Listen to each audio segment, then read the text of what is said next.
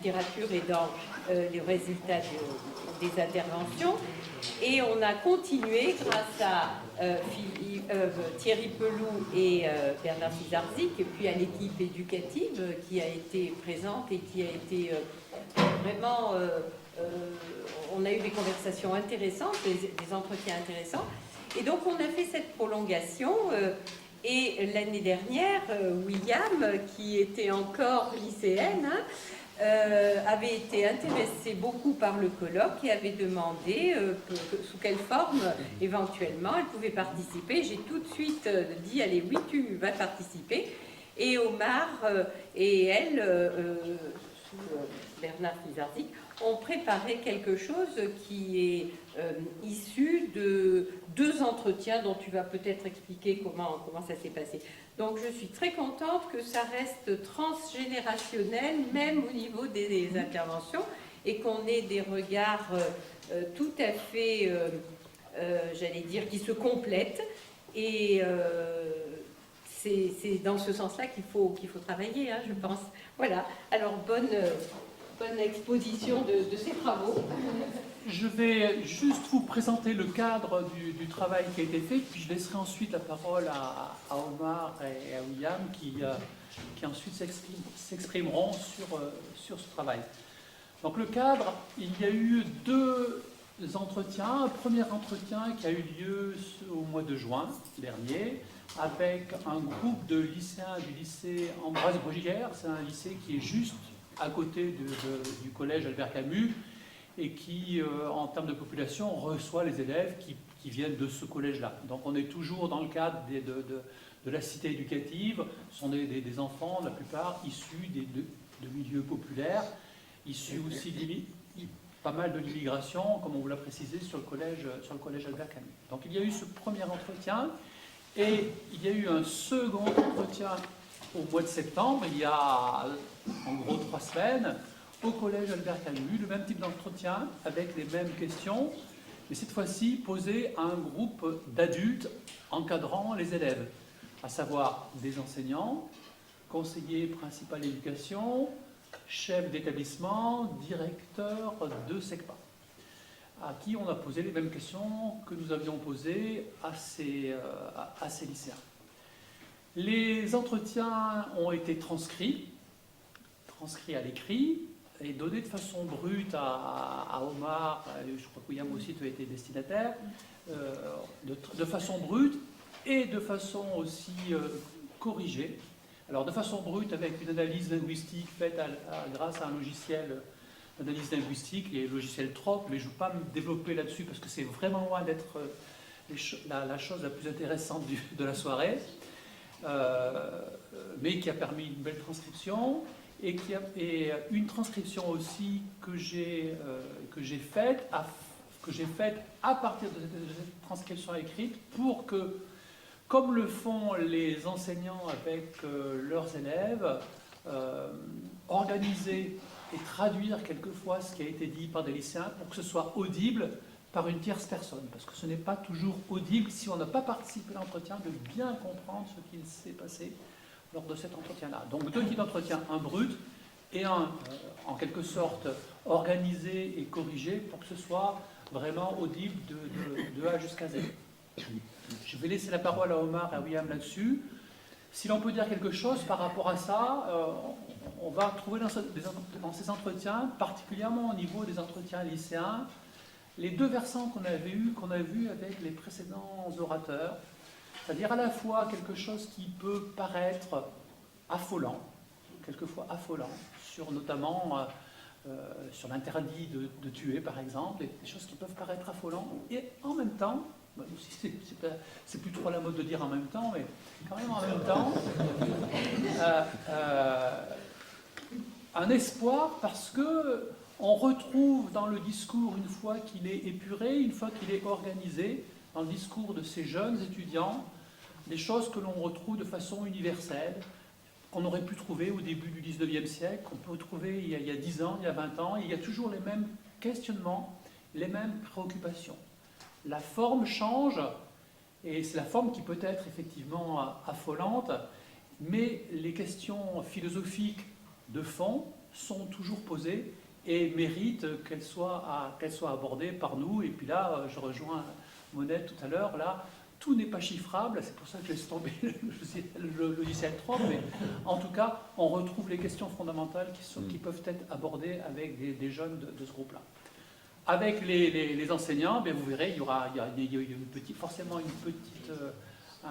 petit détail, une petite différence d'approche, mais vous verrez que finalement, quand on s'attache uniquement aux idées qui sont abordées, qu'on enlève la forme, les questionnements ne sont pas très différents.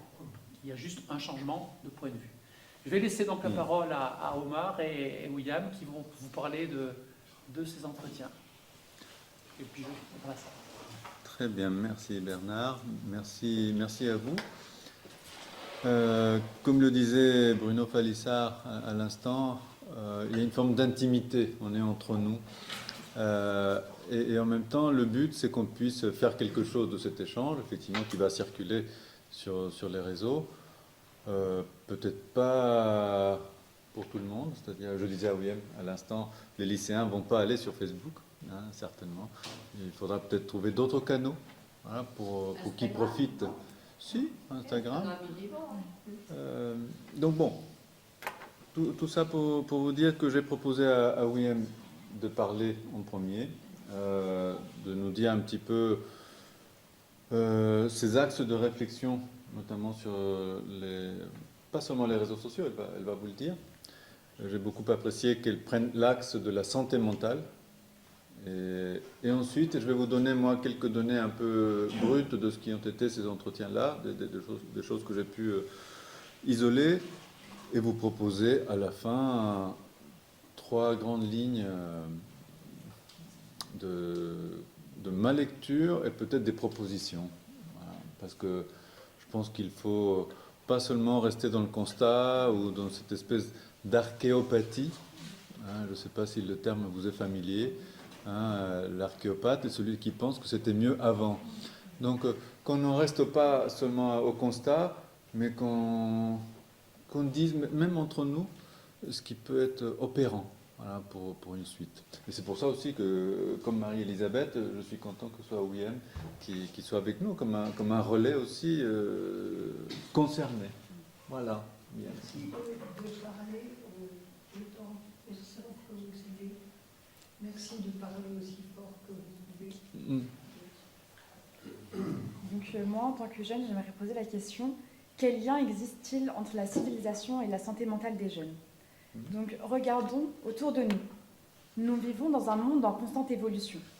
Des innovations incroyables, des progrès dans tous les domaines, des opportunités inimaginables il y a encore quelques décennies. Mais derrière ce tableau de réussite, il y a une réalité que nous oublions souvent. Les jeunes d'aujourd'hui portent un fardeau invisible.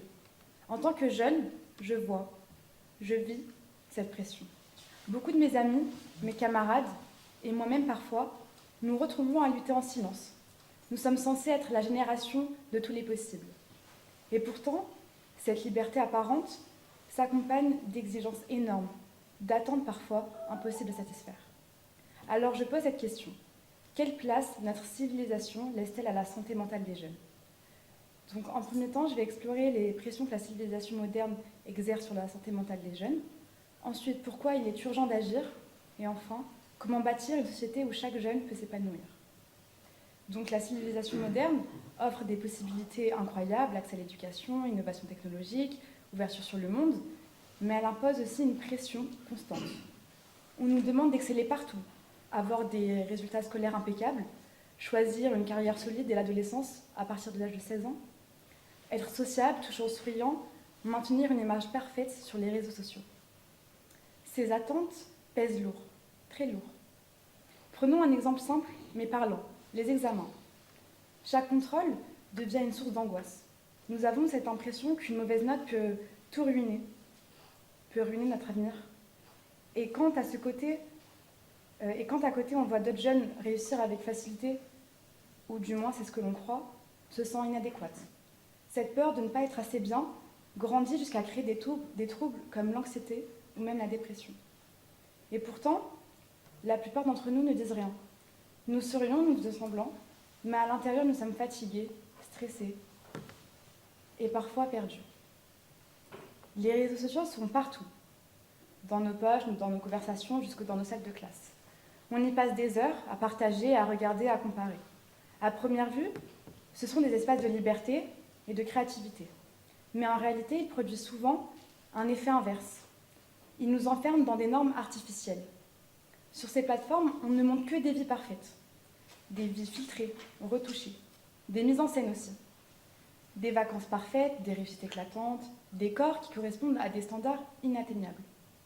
Et nous, les jeunes, face à ça, face à ces images, on se demande pourquoi ma vie ne ressemble-t-elle pas à ça? Cette comparaison constante mine notre estime de soi. À l'école, cela crée une nouvelle hiérarchie invisible. On ne se juge plus seulement sur les notes, mais aussi sur l'apparence, la popularité en ligne, le nombre de likes ou d'abonnés. La salle de classe devient parfois une extension des réseaux, où la compétition se mêle à la compétition scolaire. Au lieu de rapprocher les élèves, cela les divise, renforce les exclusions et met une pression supplémentaire sur ceux qui se sentent moins visibles. Et puis, à la face la plus sombre, le cyberharcèlement.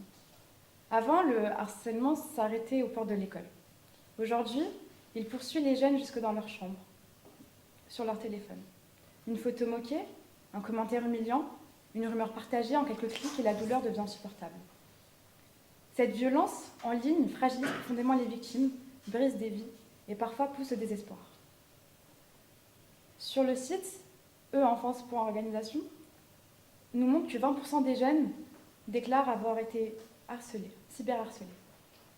Et 51% de filles l'ont été, ayant l'âge de 13 ans. Sur un autre site, on retrouve, sur le site Un jeune, une solution, on retrouve 60% des gens de 18 jusqu'à 25 ans ont été harcelés. 69% des victimes souffrent de troubles de sommeil, de désespoir et de dépression. 49% avouent avoir pensé au suicide. Donc on nous parle de réseaux sociaux, mais combien de fois rendent-ils les jeunes plus isolés que jamais? Est-ce là civilisé? Non. Civiliser, c'est apprendre à respecter, à dialoguer, à élever l'autre. Or, bien souvent, les réseaux produisent l'effet inverse. Ils fabriquent des comparaisons toxiques, ils encouragent le jugement permanent et ils banalisent la moquerie. Alors, je vous pose la question. Dans nos écoles, voulons-nous que les réseaux soient un outil qui construit ou une arme qui détruit? Notre civilisation, avancée soit-elle, est parfois inhumaine. Elle valorise la performance, l'apparence, la compétition, mais oublie l'essentiel. Nous sommes des êtres humains. Et les chiffres le confirment. Un jeune sur 7, âgé de 10 à 9 ans, souffre d'un trouble mental. La dépression et l'anxiété figurent parmi les principales causes de souffrance chez les adolescents. Le suicide est la 3e cause de décès chez les gens de 15 jusqu'à 29 ans. Ces chiffres ne devraient pas nous laisser indifférents. Ce sont des vies, ce sont des rêves brisés, des jeunes qui avaient tout, l'avenir devant eux. Alors que faire? Comment construire une civilisation où les jeunes peuvent s'épanouir, être eux-mêmes, sans sacrifier leur santé mentale? Le premier pas, c'est de parler. Aujourd'hui encore, la santé mentale est un sujet tabou. Beaucoup de jeunes n'osent pas dire qu'ils ne vont pas bien, par peur d'être jugés ou incompris. Nous devons intégrer la santé mentale dans nos écoles. Imaginons des ateliers où les jeunes apprennent à gérer leur stress, par exemple la sophrologie, à reconnaître les signes de mal-être et surtout à demander de l'aide. Les jeunes ont besoin d'espaces sûrs pour s'exprimer sans jugement. Cela peut être des groupes de parole, des associations ou même des plateformes en ligne. Mais ces espaces doivent aussi exister dans nos familles. Combien de parents disent ou pas à leurs enfants « je t'écoute, je te comprends, je suis là pour toi ». Une phrase aussi simple peut sauver un jeune. Enfin, nous devons changer notre vision de la réussite. Aujourd'hui, elle est trop souvent liée aux notes, aux trophées, à l'argent. Mais est-ce vraiment cela, réussir une vie? La vraie réussite, c'est d'être en paix avec soi-même, c'est d'avoir des relations saines, de pouvoir rêver, explorer, échouer, se relever. Les adultes, les parents, les enseignants doivent soutenir les jeunes dans cette quête d'équilibre. Pour conclure, je veux vous poser une question. Quelle civilisation voulons-nous laisser aux générations futures? Si nous voulons une société vraiment civilisée, nous ne pouvons pas ignorer l'impact des réseaux sociaux. Car aujourd'hui, Ce sont eux qui façonnent une grande partie de nos relations, de notre identité et même de notre estime de soi. Même si nous laissons les réseaux sociaux imposer leurs propres règles, alors nous construisons une civilisation qui est un plus qu'elle n'élève. Civiliser, ce n'est pas créer des plateformes où chacun se compare et se dévalorise. C'est transformer les réseaux en outils de solidarité plutôt qu'en instruments de pression. Les jeunes sont l'avenir, mais comment pourront-ils bâtir demain si leur santé mentale est fragilisée dès aujourd'hui? Nous devons faire un choix collectif, laisser les réseaux sociaux être un miroir déformant ou en faire un espace qui reflète nos vraies valeurs. Je vous laisse avec cette conviction. Notre plus grand succès en tant que civilisation ne sera pas d'inventer la prochaine technologie. Ce sera de choisir d'humaniser les réseaux pour qu'ils rapprochent vraiment au lieu de diviser. Merci.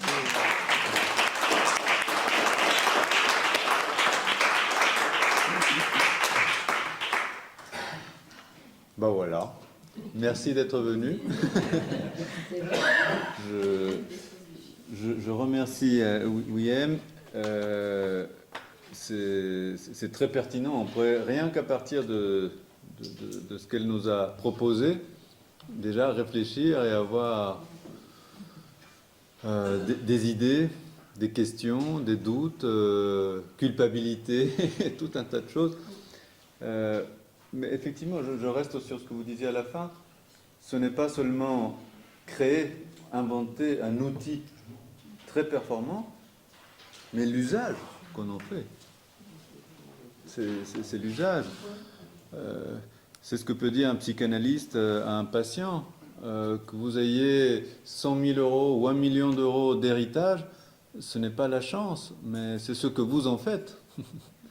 C'est ça qui va être une chance. Donc, c'est pour ça que je pourrais dire que je n'ai rien à dire après ce que William nous a proposé comme réflexion qui responsabilise, qui nous responsabilise, parce que vous le dites aussi à la première personne, justement, et ça vous donne une autorité, une forme d'autorité, de dire je suis dedans, je baigne dans ce type de lien social.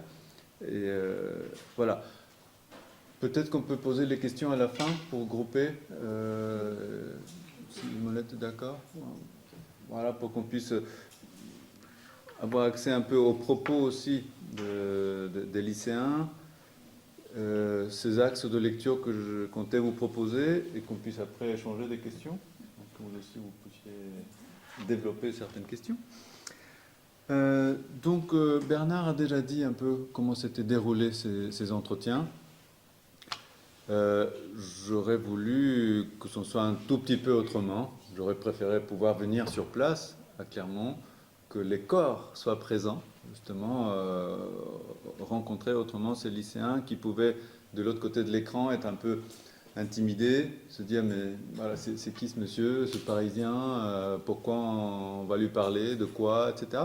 Et puis finalement, je trouve qu'ils ont joué le jeu, ils se sont exprimés, et comme le disait Bernard, on aurait pu être au 19e siècle, il y a 20 ans, ou il y a 3 mois, comme c'était le cas, il y avait une forme de vérité dans leurs propos qui était très touchante, et c'est ça que je nous propose de prendre au sérieux. Je vais vous donner comme ça quelques pépites qui m'ont touché dans ce qu'ils ont dit. Qu'est-ce que c'est qu'une civilisation? Et pour eux, il y avait quelques idées comme ça. Une première, c'est une façon de vivre ensemble. Ce n'est pas la culture, ce ne sont pas les règles, il disait, mais plutôt le bon sens. C'est-à-dire des règles implicites. Ils ont beaucoup défendu cette idée que quand une règle est explicitée, elle est déjà trop présente et qu'il fallait que ce soit plutôt le bon sens, qu'il fallait qu'on se régule comme ça de manière un peu implicite. Je leur ai demandé, est-ce que la civilisation est ce qui nous fait tenir ensemble?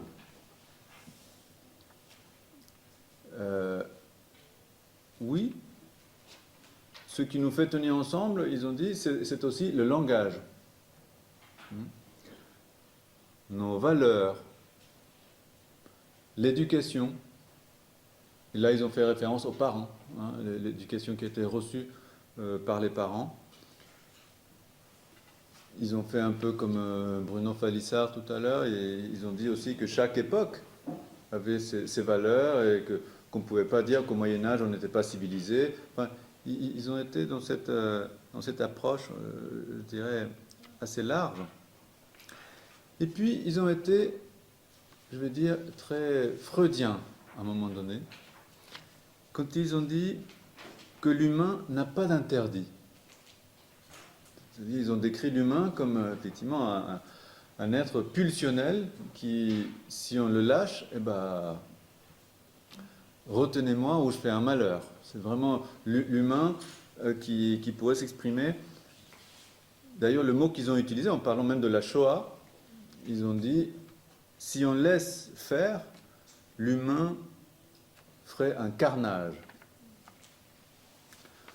Ce que je trouvais, voilà, un mot fort. Et puis, j'ai trouvé intéressant aussi, c'est peut-être la partie qui m'a le plus intéressé, je pensais à Alain aussi et les écrits sur l'autorité, puisque c'est pour moi aussi un sujet de recherche depuis une petite quinzaine d'années, le rapport entre l'interdit et l'autorité. Parce qu'ils étaient d'accord pour dire que l'interdit permet de fonder une société. Ils ont dit comme ça me paraissait plutôt juste. Mais ensuite, et c'est là que je commence à être inquiet, et je veux que vous soyez inquiets avec moi, parce qu'on a des choses à faire et à réfléchir et à proposer. Parce que c'est à partir de là qu'ils commencent à nous dire, bien sûr, l'interdit est fondateur d'une société, mais ça dépend. C'est-à-dire, c'est à chacun son avis. C'est-à-dire qu'ils installent une notion que je vais appeler comme ça, ils ne l'ont pas nommée comme ça, mais je la traduis, une notion d'interdit relatif. C'est-à-dire qu'il y a des choses qui sont plus interdites que d'autres. Il y en a qui sont plus graves. Ou une chose qui pourrait être grave, dans d'autres contextes, ça l'est moins. Vous pouvez commencer à transpirer au niveau du dos, parce qu'on arrive à des questions. La violence. Ils ont remarqué que la violence était interdite en Occident, mais pour eux, c'est seulement en Occident et pas ailleurs. Et quand on ouvre grand les yeux, ils nous disent, mais regardez ce qui se passe dans d'autres contextes, ou regardez comment, dans tel ou tel pays, d'où viennent mes parents, ou d'où viennent mes amis, ou on lit dans la presse, etc., les guerres, dans d'autres pays, un voleur, on lui fait ceci, facilement, il y a un exercice de la violence. Dany Robert Dufour nous disait tout à l'heure, et je le prends très au sérieux, en parlant des réseaux qu'ils doivent être encadrés, effectivement, cette violence, on pourrait se demander comment on l'encadre aujourd'hui. Parce que la vision qu'ont ces jeunes, c'est qu'il n'y a plus de violence. La violence est interdite en Occident. Et je pousse un petit peu plus loin, je m'appuie aussi sur ce que j'entends chez mes patients, enfants et adolescents, qui disent « on sait que la fessée est interdite aujourd'hui. Et donc, zéro violence. Si mon père me gronde, je vais le dénoncer. Je vais commencer par le dénoncer à l'école ou au collège, avec des parents qui viennent me voir aussi, démunis, en disant « mais je ne l'ai même pas touché. Je lui ai dit qu'il allait être puni s'il ne faisait pas telle ou telle chose, s'il ne respectait pas sa sœur, etc. » Et j'ai été convoqué au collège. C'est-à-dire que là, je m'avance un tout petit peu sur ce que je vais proposer comme conclusion, mais là, il y a déjà un signe pour moi de désarticulation entre les figures d'autorité qui devraient être en partenariat et qui sont là en concurrence ou qui se regardent en chien de faïence, mais qui ne travaillent pas ensemble. Et ça, c'est dans nos cordes. Hein, c'est à nous de faire quelque chose. Donc, cette action violente, pour eux, et c'est là que je disais que ça peut faire froid dans le dos, pour eux, l'action violente, elle ne peut pas avoir lieu au lycée. C'est des lycéens qui nous le disaient. Au lycée, on ne peut pas agresser un tel qui ne pense pas comme moi. Mais dans la rue, je peux.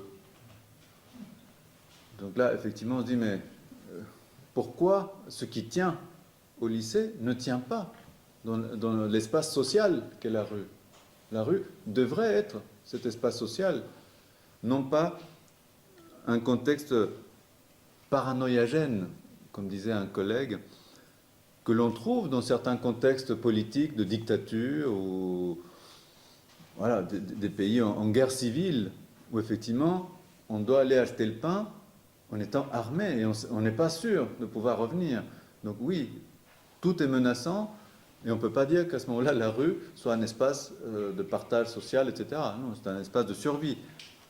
Mais là, c'est des lycéens français en France, à Clermont-Ferrand, qui n'est pas les quartiers chauds de Marseille. Il y en a peut-être aussi à Clermont, mais, et en Île-de-France, nous en avons aussi. Mais je veux dire, c'était, pour moi, c'était inquiétant d'entendre, et non pas un, mais plusieurs qui étaient d'accord pour dire, ben non, au lycée, on ne peut pas faire ça, on ne peut pas frapper un camarade. Mais s'il continue à dire ça, à penser comme ça, et que nous sommes toujours en désaccord, eh ben dans la rue, ben oui, je peux venir avec des copains et on lui règle son compte. Vous voyez cette notion d'interdit relatif.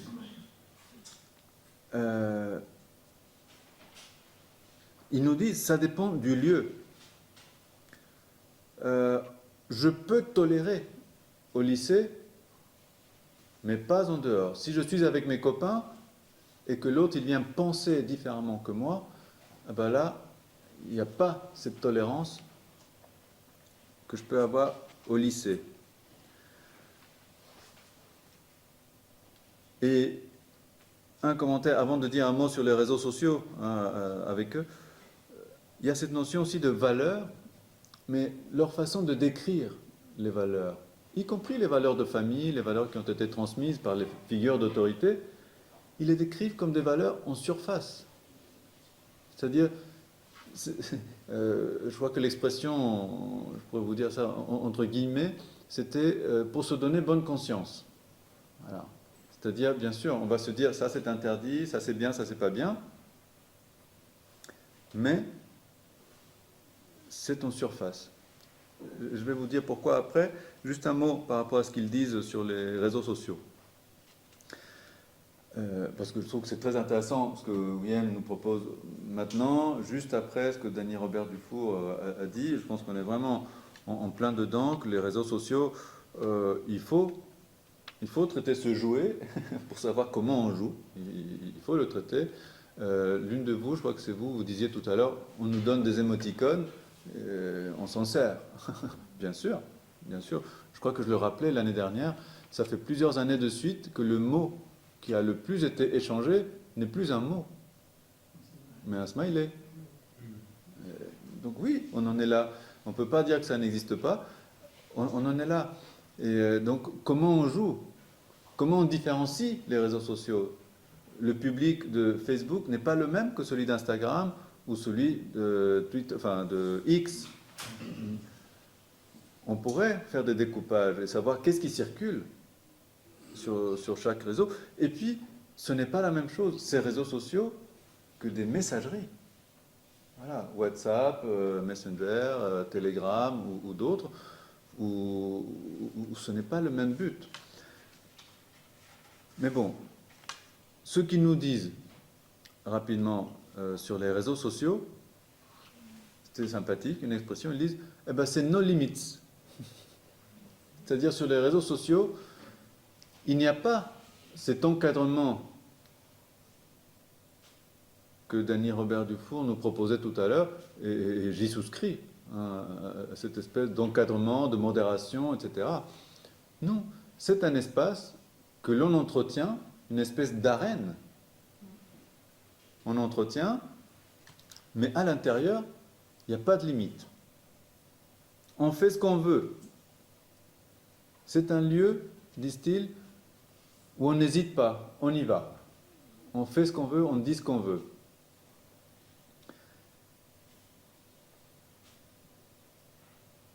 Je crois que je ne l'ai pas noté, mais je l'ai en tête.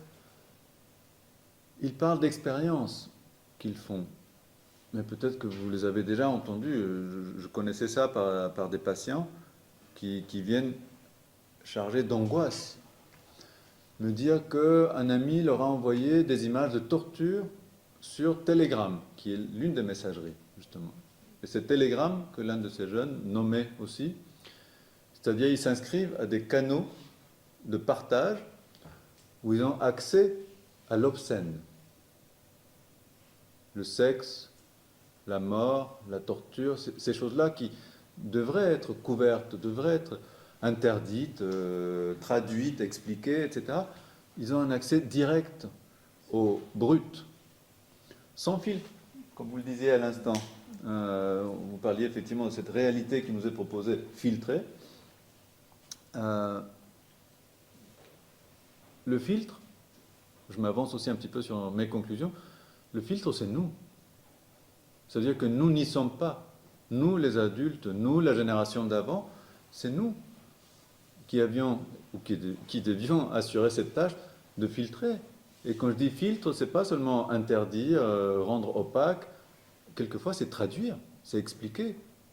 Quand un enfant de 5 ans vous demande comment on fait les enfants, vous n'allez pas faire la même explication que quand il a 10 ans ou 15 ans. Et ça ne veut pas dire, parce que je me souvenais, c'est l'année dernière qu'on a eu Israël Nizan, hein, qui parlait de la pornographie. C'était un exposé passionnant et en même temps très inquiétant. Parce qu'encore un petit pas sur mes conclusions, il a rencontré le président, il a rencontré des ministres, et rien ne bouge. Rien ne bouge. La pornographie reste largement accessible, sans filtre, là encore, sans explication, à montrer l'obscène. Je termine avec les propos des lycéens sur ce que j'appellerais les conséquences. Parce qu'ils nous disent, et c'est là cette notion inquiétante de l'interdit relatif, ils nous disent que finalement, quand il n'y a pas de conséquences, c'est pas grave. Ils commencent avec un exemple c'est voler des raisins, je crois. Si on vole des raisins à Carrefour et qu'on n'est pas pris, donc pas vu, pas pris, c'est pas grave. Il n'y a pas de conséquences. Ils se regardent entre eux, ils se disent, c'est juste des raisins. Il n'y en a pas un dans la pièce, même nous qui étions dans la sidération pour rappeler qui vole à 9, vole un bœuf. Non. Non. Il n'y a pas de conséquences. On monte d'un cran. Ils nous disent que le meurtre, bien sûr, ça reste grave. Bien sûr, mais... Et c'est là encore où on peut se mettre à trembler, parce que pourquoi mais? Quand on dit mais, c'est qu'on est... et il faut qu'on revienne vraiment à nos bases, à la grammaire, à la rhétorique. Quand on dit mais, on est en train d'opposer quelque chose qui va venir neutraliser cette première proposition. Donc, le meurtre, bien sûr, c'est grave, monsieur, mais quelquefois, si on vous a fait quelque chose de grave, ça peut représenter, et le mot qu'ils disent, c'est un soulagement.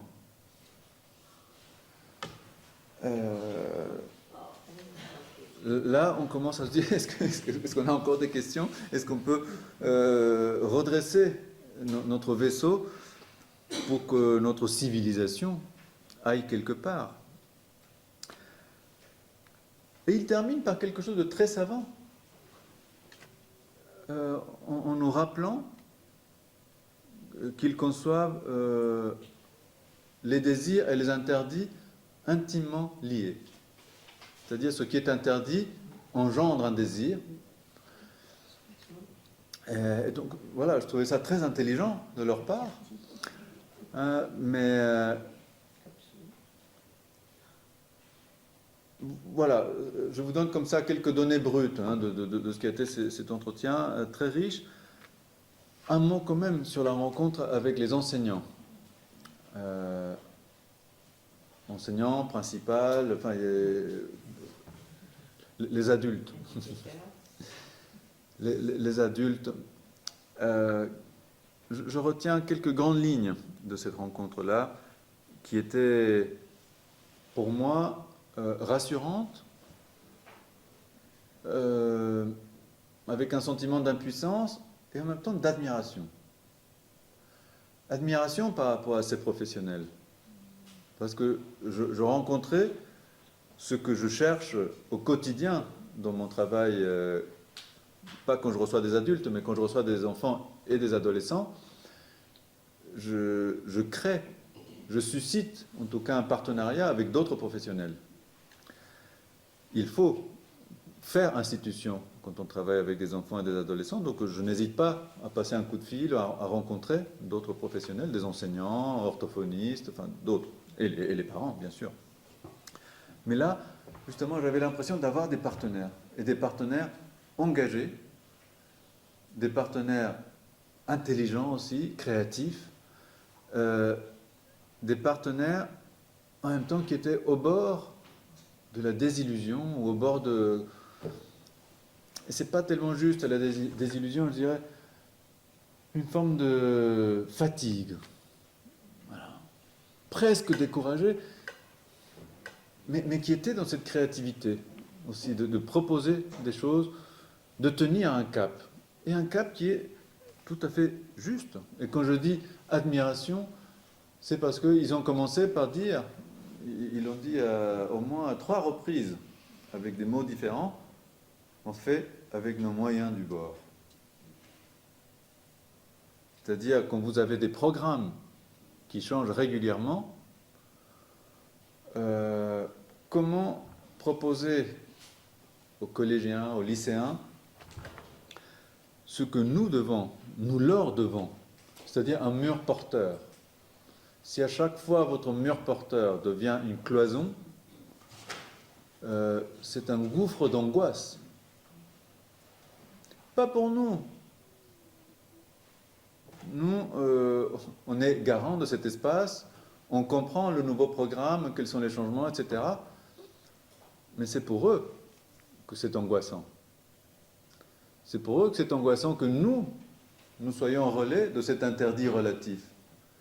Qu'on leur dise aujourd'hui 2 plus 2 font 4, et après on verra bien. Donc ce n'est plus un mur porteur, 2 plus 2 égale 4. Je ne vais pas dire beaucoup plus par rapport à cette rencontre qui, comme je vous dis, ça a été pour moi plutôt rassurante de savoir qu'il y a des adultes qui sont capables, qui sont outillés pour encadrer. Ce qui m'affole un peu, c'est qu'ils sont malmenés. Malmenés par nos dirigeants. Et c'est pour ça que, même si l'initiative d'Israël Nizam me paraissait importante et qu'il ne faut pas arrêter de rencontrer les dirigeants, je me dis qu'on ne peut pas attendre. Et je vous lâche comme ça l'une de mes conclusions, même si je vais vous proposer 2 points de réflexion avant, c'est qu'on ne peut pas attendre, on ne peut pas solliciter seulement les présidents, les ministres, les grands responsables. D'ailleurs, je ne sais pas si vous avez été sensible, dans la présentation de Dany Robert Dufour, on se rend compte que justement, les grands responsables, ce ne sont plus les présidents, par exemple. Et qu'il faut peut-être, et Et c'est pour ça que je remercie ces enseignants de s'être prêtés au jeu, d'avoir été dans cette forme de sincérité,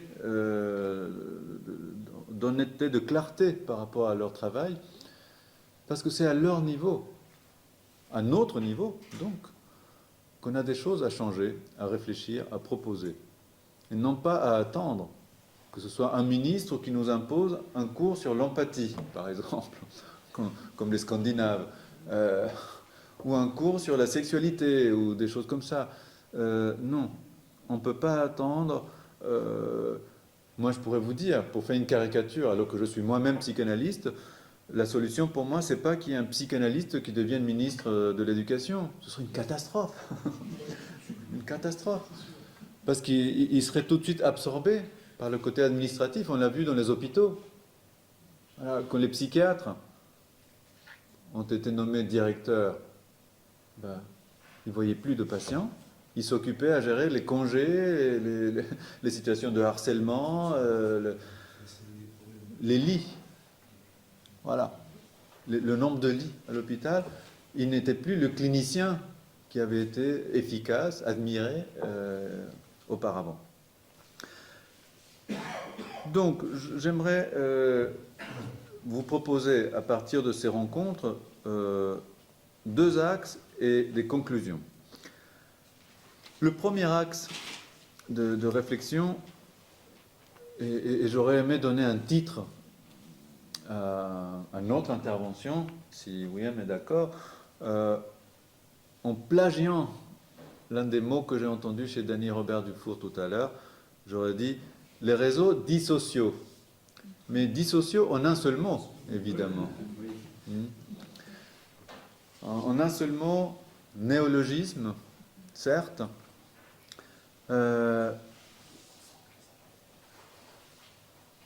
Parce que on se demande dans quelle mesure ils permettent un lien social et dans quelle mesure ils nous laissent quelquefois dissocier.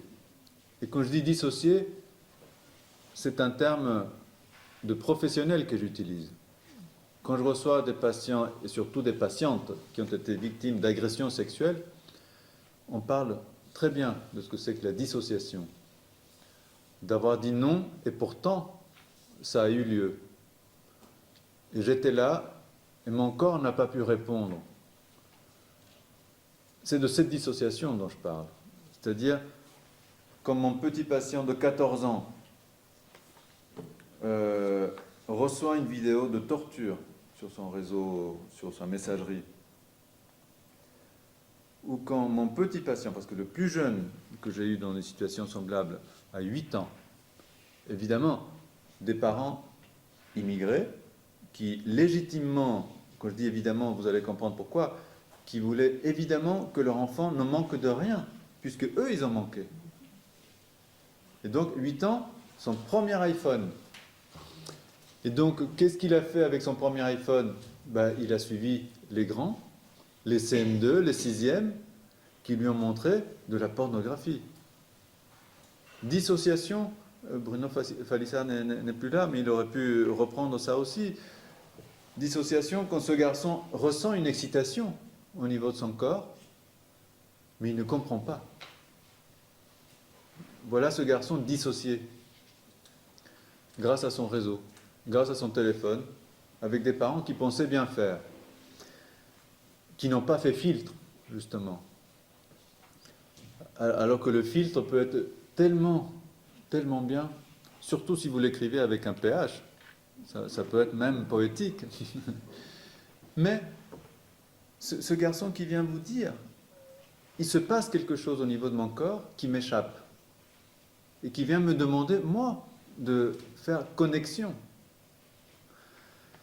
Et donc, tout ça pour vous dire pourquoi ce titre aurait pu nous convenir, des réseaux dissociaux. Parce que ce que je retire de ces rencontres avec les lycéens et les adultes qui les encadrent, comme je leur ai dit, je ne sais pas si ça a été entendu, mais quand je me suis adressé à ces professionnels, peut-être que j'étais hésitant parce que j'étais justement dans une forme de sidération, mais je leur ai fait remarquer qu'ils passent plus de temps avec ses enfants que leurs propres parents.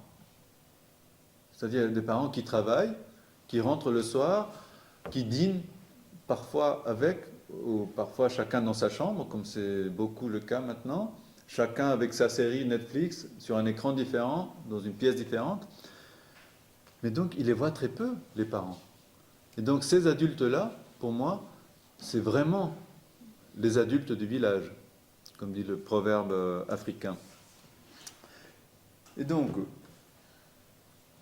ce que je retire de ces rencontres-là,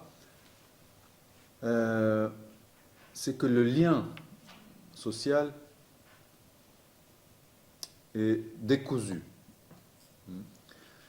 Et que nous avons affaire à des jeunes qui sont déboussolés, désorientés, malgré leur intelligence, parce qu'ils ont une acuité. D'ailleurs, la maîtrise de l'outil, hein, comme vous le disiez, on a un jouet excellent, excitant, et ils le maîtrisent à merveille. C'est pour ça, tout à l'heure, je crois que c'était Bruno Falissa qui disait tous les 5 ans, il y a des changements importants. Effectivement, on a beau être un vieux geek, il y a des outils qui vous dépassent à un moment donné. Ou des jeunes qui vous montrent que sans connaître les touches, hop, on n'a pas besoin d'aller dérouler le menu pour faire sauvegarde ou pour faire...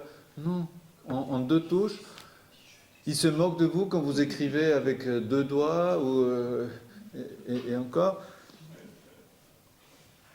Et c'est l'histoire aussi des images, des icônes, émoticônes, les smileys. On peut découvrir la génération à laquelle vous appartenez selon les smileys que vous utilisez. Ben oui. Ou qu'on n'utilise pas. Pour aller plus loin, vous pourriez même savoir comment vous faites le smiley souriant avec les signes. Parce que les vieux mettent le nez, les plus jeunes ne mettent pas le nez, par exemple. C'est des petits détails comme ça qui montrent que même si on est un vieux geek, il y a des choses pour lesquelles cette acuité que nous montrent les jeunes devrait être encadrée, accompagnée, soutenue. Une dernière remarque avant mes conclusions. Cette intelligence des jeunes, quand je disais qu'ils étaient très freudiens, et c'est quelque chose qui était aussi entre les lignes de ce que Danny Robert Dufour nous a présenté, je vais faire mon vieux psychanalyste 5 minutes, mais je vais essayer d'être lisible, je veux dire, audible, et pas énigmatique, parce qu'il n'y a pas à l'être. C'est ce que Freud a appelé la pulsion de mort. C'est ce que nos jeunes, que j'ai présenté à l'instant, décrivaient très bien avec l'humain qui, s'il n'est pas encadré, peut faire n'importe quoi. Freud parlait de manière très sympathique de pulsion de vie et pulsion de mort jusqu'à la guerre. Quand il a vu ce qui se passait pour ses patients et pour ses propres fils qui revenaient de la guerre, il a précisé sa pensée en parlant de pulsion de mort, en disant qu'il n'y avait, je vais aller très vite, si c'est confus, je peux répondre à des questions après ou débattre, en disant qu'il n'y avait que la pulsion de mort, et que la pulsion de vie était vraiment une espèce de pulsation qui cherchait à s'en échapper.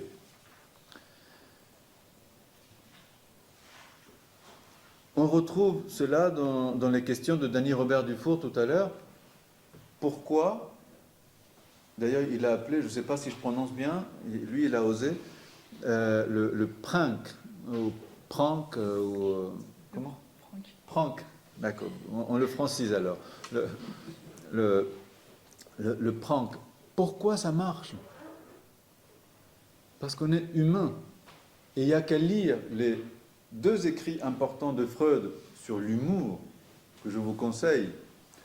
Il y a un petit essai sur l'humour, et il y a un livre, Le mot d'esprit, ça s'appelle le Witz, le mot d'esprit. Dans ces 2 écrits, Freud nous dit, un peu comme Danny Robert Dufour, pourquoi quand quelqu'un glisse sur une peau de banane, la première chose qui nous vient, c'est le fou rire. Et c'est seulement dans un deuxième temps qu'on se dit, ouf, peut-être qu'il s'est fait mal, monsieur, madame, venez, je vous aide. L'empathie dont on parlait. Eh bien, Freud nous dit que ce qui se passe quand ce semblable est tombé, a glissé sur cette peau de banane et qu'il s'est fait mal, qu'il est tombé, c'est qu'il y a quelque chose de victorieux en moi. C'est-à-dire, lui, il s'est effondré. Et moi, sans avoir cherché à gagner, j'ai gagné. Une espèce de guerre, de débat, il parle même de cette position, c'est Freud, à replacer dans son contexte, je prends beaucoup de guillemets en 2025 quand je le dis, mais cette position phallique, c'est-à-dire Homo erectus, il n'est plus erectus, il est parterus, grâce à cette peau de banane. Et donc, sans faire exprès, j'ai gagné sur lui. Et donc, il y a quelque chose, c'est pour ça que c'est intéressant de reprendre ça.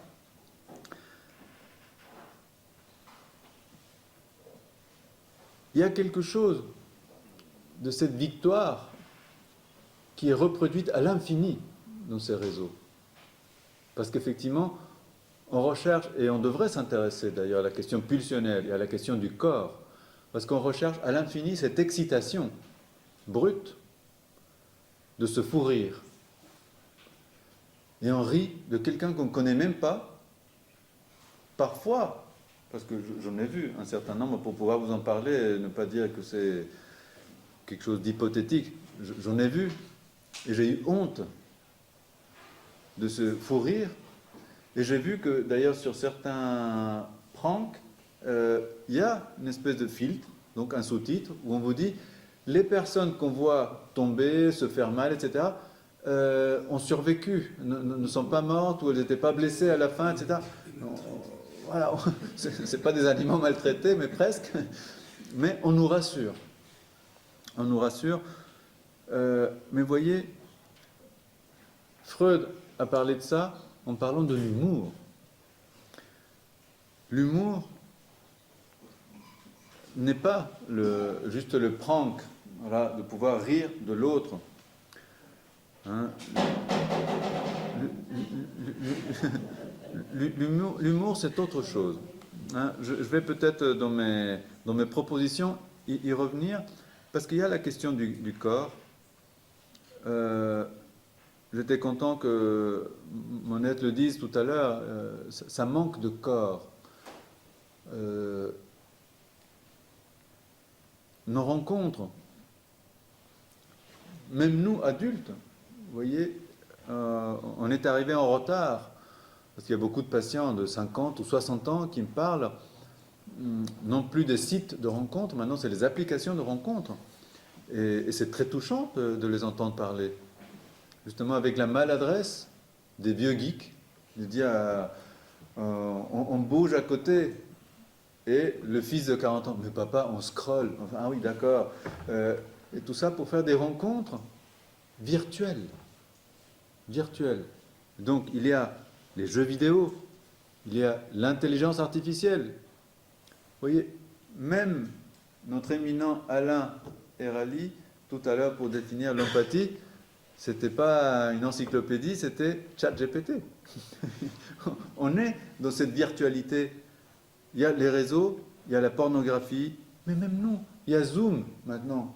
Voilà, pour nos colloques et nos rencontres, on est désolé, dans mon école, dans mon association, on est passé d'un ratio où on était parfois 350, 400 participants à un colloque.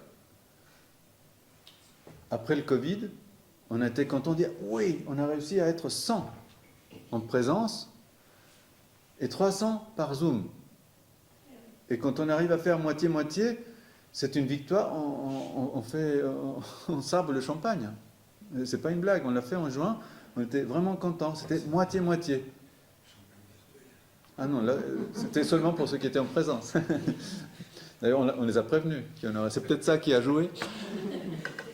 Mais donc, c'est pour vous dire la place du corps et que on a des choses à apprendre Bruno Falissard le disait tout à l'heure aussi, et je suis d'accord, il faut qu'on fasse encore des recherches sur le corps, que ce soit la pornographie ou les jeux vidéo, nous montrent qu'il se passe des choses au niveau du corps. Alors que des garçons, parce que c'est surtout des garçons, qui ont parfois été pris dans ce cocktail qu'on retrouve dans toutes les institutions qui reçoivent des enfants et des adolescents, c'est-à-dire surdoués ou HPI, comme on les appelle maintenant, HPI et hyperactifs. Ils viennent souvent avec cette double casquette. Et donc, qu'est-ce qu'on a fait? L'école, parfois, s'est posé la question en disant, mais est-ce qu'on doit faire sauter une classe, qu'il avance? Mais je ne suis qu'instituteur, je ne suis pas professionnel de la santé mentale. Est-ce qu'il faut le faire? Je demande aux parents, à la psychologue.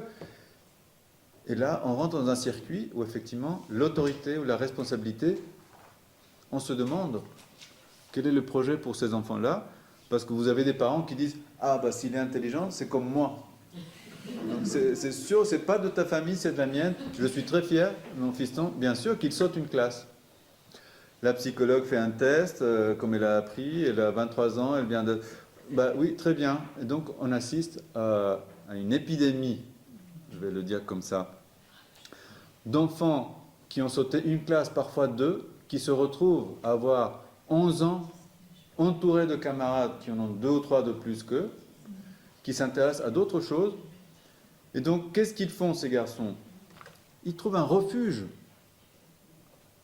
Et c'est normal, on aurait fait pareil. Ils trouvent un refuge sur un écran.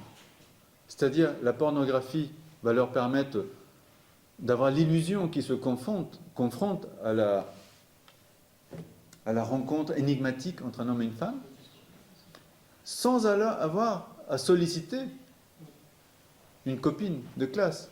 Copine de classe qui a 2 ans de plus, qui ne va pas s'intéresser, et que quand lui dit « Est-ce que tu sais faire ça ?» Il se prend une gifle bien sentie, bien méritée, mais vous voyez ce décalage? Donc le refuge fonctionne, et c'est la même chose, là je vous donne juste ce petit exemple, parce que les jeux vidéo, c'est pareil.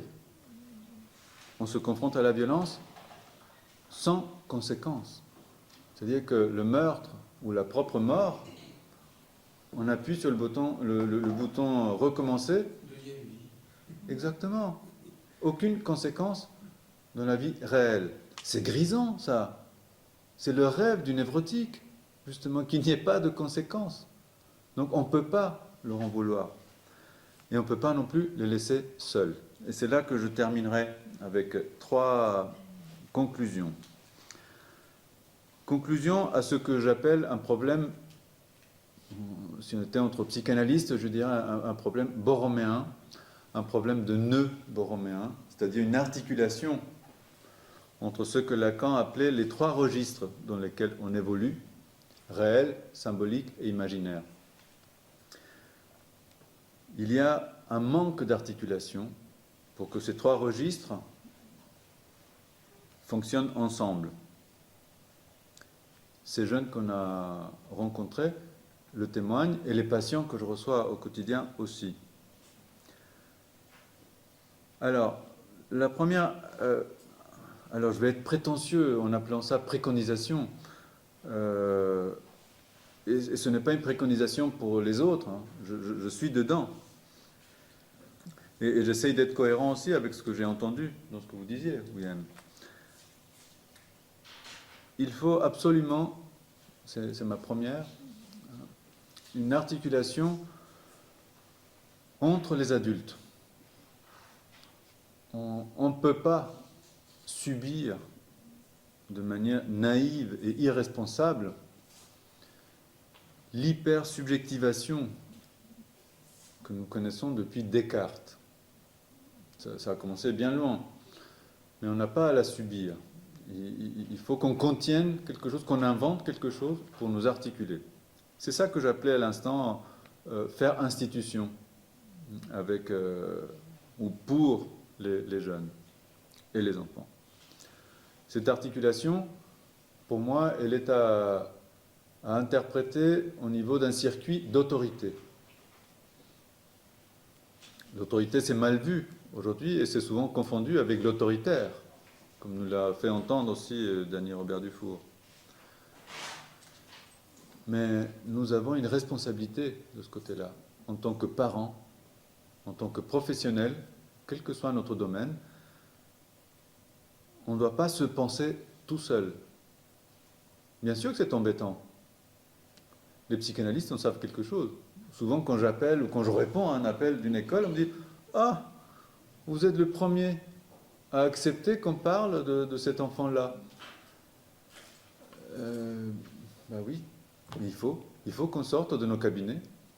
Et sortir, ça peut être au téléphone. Hein. Il faut sortir de nos cabinets et accepter de modifier un peu nos pratiques, de voir quels sont les problèmes. J'ai eu des enseignants qui me disaient « Ah, mais c'est qu'il m'a dit qu'il avait été secoué au pays parce qu'il avait vu son frère se faire ceci ou cela. Et donc, je lui ai dit que j'étais d'accord, qu'il pouvait ne pas faire la dictée. » Je dis « Ben non, parlons-en. Il faut qu'il fasse sa dictée. Et dites-lui qu'on s'est parlé et qu'il vienne me parler de ce qui lui a fait peur, tout ça, que c'est son espace avec moi. Et très bien, je vais reprendre ça avec lui, mais il n'est pas question de l'épargner, de l'exclure. Vous voyez, c'est un petit exemple, mais qu'on doit retrouver à tous les niveaux entre nous, adultes, pour être ce mur porteur dont je parlais. Je glisse comme ça sur mon deuxième point, pour ne pas être trop long et qu'on puisse débattre un peu. Le deuxième, c'est justement un soutien de ce que j'appellerais ces figures d'autorité. L'autorité n'a jamais eu bonne presse. L'autorité n'a jamais été quelque chose d'agréable. Mais elle est indispensable. Nous avons peut-être à penser de nouvelles formes d'autorité. Effectivement, on n'est plus dans le film Ruban blanc de Haneke, je ne sais pas si vous l'avez vu. C'est un peu dur, mais ça témoigne d'une époque. Comme le disait un patient qui se trouvait impuissant, il vient d'arriver en France et il me dit « Vous vous rendez compte, on m'a dit que la fessée est interdite maintenant. Donc je démissionne, on ne peut plus rien faire. » Mais non, non, il ne s'agit pas de démissionner, il s'agit d'être créatif, là encore, pour penser comment exercer son autorité de père d'une autre manière, en visant cette articulation. Alors, pour le dire de manière brute, ce que j'appelais ces trois registres tout à l'heure, réel, symbolique, imaginaire, le réel, c'était la fessée, c'est-à-dire faire sentir à un enfant qu'il y a quelque chose d'interdit, qu'il y a une barrière, un stop quelque part. Mais oui, la fessée, ou le coup de bâton, le martinet, c'est à l'infini selon les cultures, les traditions, les époques, oui, c'était le réel. Eh bien, il va falloir inventer quelque chose pour que l'enfant rencontre toujours ce réel. On ne peut pas le laisser grandir dans l'illusion qu'il sera épargné. Parce que le réel, il est toujours là. On n'a pas pour longtemps. Et donc, il faut que ce réel soit inclus dans l'opération. On ne peut pas faire grandir nos enfants seulement avec du symbolique ou de l'imaginaire. Il vous faut un fiston geek qui vous mette le vibreur. Désolé, je ne peux pas l'arrêter. Donc, je disais, on ne peut pas élever nos enfants avec du symbolique pur. Voilà. Le symbolique pur, ce serait leur dire, voilà, cours d'histoire, cours de maths, voici le contenu. Mais si ça ne me parle pas, si ça ne laisse pas de traces en moi, si je ne vois pas l'intérêt, je peux même apprendre par cœur Et vous avez sûrement eu des camarades qui apprenaient par cœur, et le lendemain, ils ne savaient pas de quoi ils avaient parlé. C'est un constat. Et on ne peut pas non plus, avec de l'imaginaire pur. L'imaginaire, vous avez un exemple dans ce que William disait à l'instant, de cette tyrannie de l'imaginaire. Les réseaux sociaux qui vous disent, mais comment ça, vous n'avez pas encore votre summer body? On est déjà au mois d'avril, mai, il faut vous y mettre. Parce qu'autrement, vous n'êtes pas présentable sur les plages. Et on rentre effectivement dans un imaginaire qui peut être très tyrannique. Comment articuler les trois? L'exemple que je vous donnais de ce papa qui pense que parce qu'il ne peut plus donner une fessée à son enfant est impuissant, c'est un papa qui a besoin d'être pris en charge aussi. Pris en charge dans un maillage. Faire ce que j'ai fait. Je discutais avec Jean-Pierre Lebrun parce qu'il me disait que lui aussi, il n'osait pas quelquefois l'avouer entre collègues, parce qu'il me disait, moi aussi je fais comme toi, je fais de la guidance parentale. Ben oui, mais entre nous on dit que c'est pas noble. Non, c'est seulement des thérapies, mais il faut tendre la main à ce papa pour justement qu'il puisse dire à son enfant, il y a un interdit là et je t'arrête. Et je n'ai pas besoin de te tabasser pour que physiquement je t'empêche de faire mal à ton petit frère, par exemple. C'est-à-dire qu'il y a là une prise aussi du réel en articulant avec les deux autres. Et je termine avec un dernier, que je vais m'efforcer de ne pas appeler empathie, mais pour qu'on termine sur une bonne note, et que ce soit plutôt quelque chose d'encourageant et à notre taille, à notre dimension, c'est que pour moi, la dernière préconisation, c'est une évidence. Et ces lycéens nous ont donné aussi quelques pistes, ne serait-ce que par les mots qu'ils ont utilisés. C'est la prise en compte de l'autre, du semblable, c'est-à-dire de l'altérité. Et ça se joue à tous les niveaux. Quand je reçois des parents, des fois ils sont étonnés que je leur dise « Mais en fait, vous êtes un couple mixte, y compris quand c'est un couple homosexuel. » Parce que je reçois aussi des enfants qui viennent avec leurs deux mamans ou leurs deux papas. Et ils pensent que c'est une boutade ou une provocation. Il y a peut-être un petit peu. Je ne dis pas que non. Mais un couple mixte, je leur fais remarquer qu'ils peuvent être tous les deux des hommes, mais ils viennent de deux familles différentes. Et que même s'ils ont cherché d'une manière ou d'une autre à nuancer, à effacer une forme d'altérité, ils sont profondément différents. Et qu'on a toujours affaire, dans le rapport à l'autre, à une altérité. Et que, justement, c'est une façon d'échapper à cette tyrannie de l'imaginaire dont vous nous parliez, que d'accepter de ne pas être homogène, de ne pas avoir... Il y a un jour une petite patiente qui doit être, je ne sais plus, seconde ou première, enfin en lycée. Elle me dit, je suis venu avec mes copines qui sont dans la salle d'attente. 3 copines. Mais quand je l'accompagne à la salle d'attente pour lui dire au revoir, je vois 4 jeunes filles sosies les unes des autres. Même coiffure, même tenue. On aurait pu dire que c'était les uniformes d'avant. Non, mais c'est leur tenue. Et s'il y en a une qui a le malheur de ne pas avoir le même jogging que l'autre, effectivement, elle peut se faire mal voir par les autres, ou être stigmatisée. C'est-à-dire qu'il y a très peu de tolérance de cette altérité. Et donc, pour moi, il faut qu'on invente quelque chose. Et on a une responsabilité très très grande par rapport à ça, au niveau de la tolérance.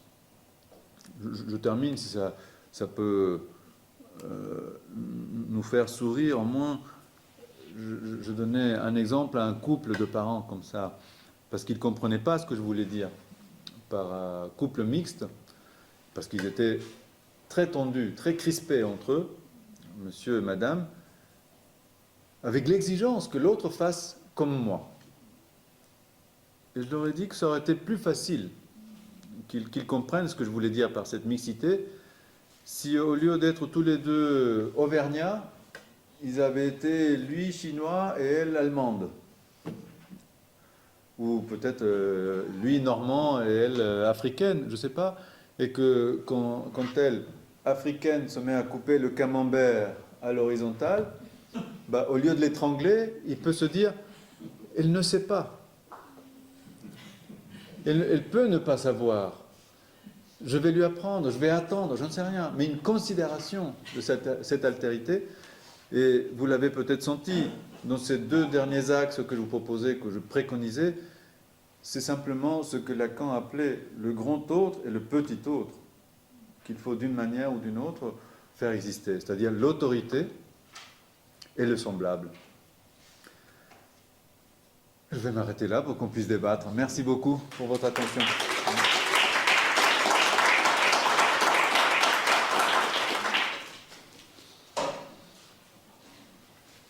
J'ai une question sur comment a été constitué le panel des lycéens. C'est-à-dire, est-ce qu'il y avait des lycéens de seconde, de première, de terminale, je ne sais pas. Est-ce qu'il y a des nuances en fonction, est-ce qu'ils peuvent avoir des raisonnements différents si ils ont déjà fait de la philo, pas de la philo, j'en sais rien. Est-ce qu'il y a des nuances? Comment ça a été constitué ce panel? C'était des lycéens de première. D'accord, parce que vous ne l'avez pas. Oui, c'était en première. Tous en première. Première classe. Filles et garçons, c'était des gens volontaires? Filles et garçons, et c'était des élèves volontaires. Voilà. Et comme ça se situait en fin d'année, c'était des élèves qui étaient encore au lycée, puisque entre les examens et les départs des internes, ça laissait aussi peu de... Bon, ça, un panel, c'était plutôt les élèves qui restaient et qui étaient volontaires. D'accord. Voilà. Vous avez une question? Je voulais juste répondre à ce que je viens d'entendre, qui est intéressant, mais j'ai bien compris que la méthode normalement que vous avez utilisée, c'est une méthode qu'on qualifierait volontiers de recherche qualitative, c'est-à-dire qu'on parle d'un échantillon et on ne fait pas de statistique spécialisée. Mais normalement, cet échantillon doit être pris totalement au hasard. Il semble que là, ça ne soit pas le cas, parce que ça peut peut-être orienter un petit peu les réponses, si c'est des volontaires, plus que si c'est quelqu'un qu'on a sollicité systématiquement, sans répondre de ça. Moi, je dirais que ce serait plus inquiétant, parce que si les volontaires tiennent un discours comme ça, qu'est-ce que ça va être au niveau du tout venant?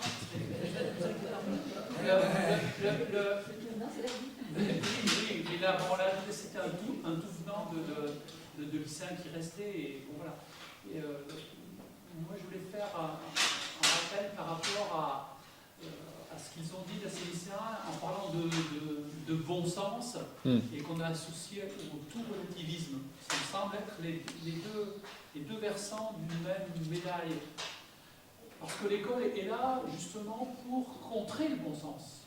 Le bon sens, moi quand je vais dehors, le bon sens c'est de m'apercevoir que la Terre elle est plate et que le Soleil tourne autour de la Terre. C'est ça le bon sens. Et tout le travail de l'école est de démonter ce bon sens pour aller au-delà du visible. Pareil pour le tout relativisme. Le tout relativisme va avec ce bon sens. Parce que quand on accorde à sa première observation toute l'importance que ça peut avoir avec un individualisme forcené, alors tout devient relatif, puisque tout ce que je vais penser ne peut pas être contredit par autre chose, puisque c'est moi qui le fais et je ne vais pas plus loin que le propre bon sens. En fait, l'école, tout le travail de l'école, c'est de démonter ce bon sens et de démontrer, de faire en sorte de former les esprits des jeunes pour faire en sorte qu'il faut aller au-delà de ce bon sens. Et lorsque, finalement, ils font une différence entre ce qui se passe au lycée et ce qui se passe à l'extérieur, effectivement, là, du coup, c'est extrême. Quand on associe les deux, c'est extrêmement inquiétant. Plus que bon sens, je dirais apparence. Ce qui paraît évident et apparent. Parce que le bon sens, on a l'impression qu'il y a déjà une articulation. Oui, mais c'est vrai que soit dans l'apparent, soit dans ce que disait Bernard à l'instant, c'est-à-dire au-delà du visible, parce que voilà, on voit que le soleil tourne, on peut aller au-delà du visible, c'est déjà du symbolique. c'est déjà du symbolique. Au-delà du visible, c'est l'entrée pour les enfants, et j'y suis très sensible au niveau du CP, apprentissage de la lecture, l'écriture et le calcul. A et U ne font pas AU. C'est-à-dire, je dois oublier ce que je vois et faire, voilà, diphtongue, périphrase, etc. D'autres. C'est du symbolique à partir de là. Mais ça implique, et c'est pour ça que c'est intimement lié à la question d'autorité. Si Bernard me dit, non, c'est la Terre qui tourne autour du Soleil, mais c'est qui Bernard? Bernard voit un like, moi aussi. Donc moi je vois le Soleil. Donc si on est dans du kiff-kiff, dans cette espèce d'égalité qui a abrasé la notion d'autorité, c'est très difficile d'apprendre.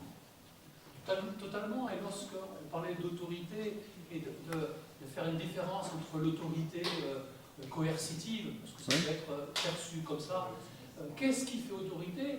Ce qui fait autorité dans l'enseignement, c'est la compétence du maître, c'est la compétence du professeur, c'est une compétence qui doit se bâtir sur sa capacité justement à enseigner. Et dans cette relation sociale et cette relation particulière de maître à élève, où l'élève, l'enfant, l'élève, l'étudiant, l'élève, doit admettre que la personne qui est en face de soi en sait plus que soi-même. Oui. Donc cette soumission, finalement, cette soumission au savoir, c'est pas la soumission à l'individu, c'est la soumission à l'autorité qui est incarnée par le professeur. Oui.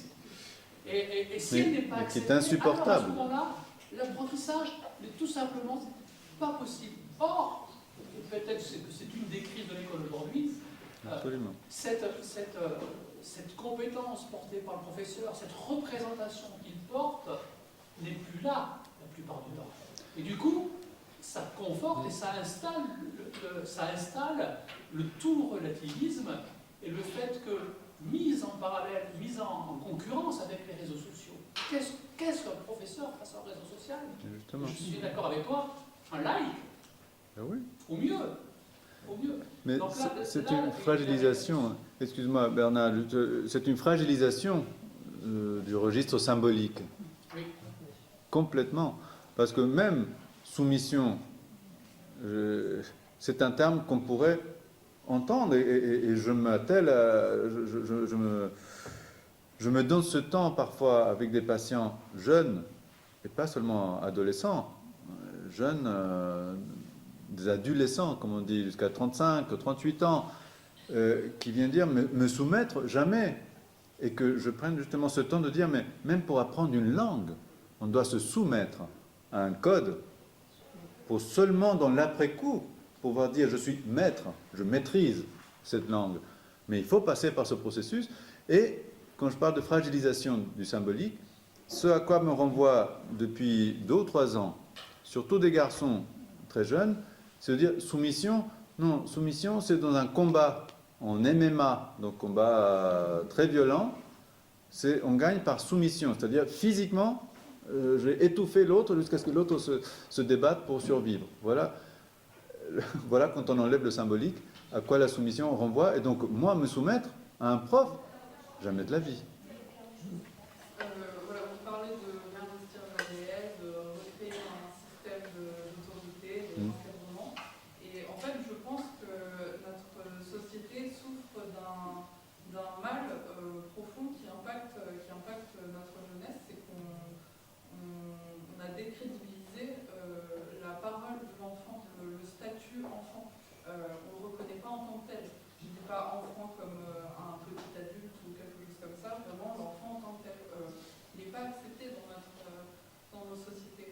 C'est-à-dire Voilà, dans les espaces publics, par exemple, on est gêné par la présence des enfants. Les enfants sont invisibilisés.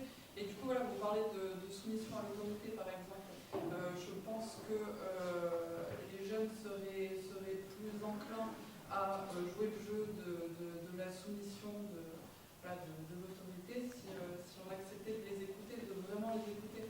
Et au lieu de ça, vu qu'ils n'ont pas d'espace d'expression dans le réel, leur espace à eux, c'est le virtuel, c'est sont déportés. C'est très intéressant ce que vous dites. Il y a une association qui a que